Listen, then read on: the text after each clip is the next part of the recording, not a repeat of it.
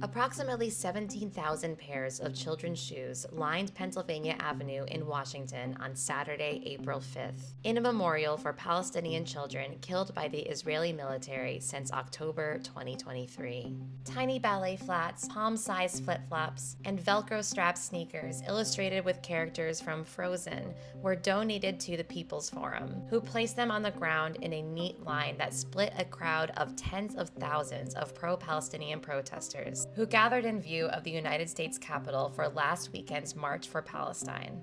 Coinciding with the nationwide hands-off anti-Trump marches, demonstrators joined millions of Americans in protesting and rebuking the administration's actions this weekend. Over 100 artists signed up to march with Artists Against Apartheid, or AAA, which grew out of People's Forum. They created a blood-soaked Donald Trump puppet, portraits of slain journalists, and banners depicting students targeted by the Department of Homeland Security, and unfurled a nearly 200-foot-long list of Gazans killed since October 2023, held above the heads of two lines of demonstrators. Mohammed Ahmed and his fellow activists from Northern Kentucky for Palestine held up a banner listing the names of paramedics, doctors, and other healthcare workers killed by the Israeli military. He told Hyperallergic that this banner is really to open up people's eyes to the truth, because people think it's a war and a conflict. But in a war, you don't kidnap doctors and murder healthcare workers.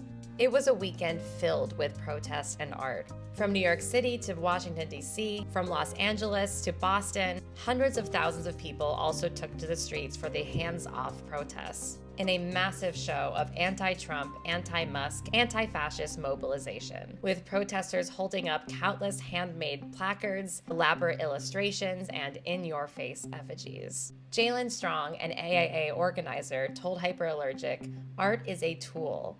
This is me communicating what actually needs to be done. No matter what it is, if you're an artist or if you're a barber, it's about what you do every single day to commit yourself to humanity."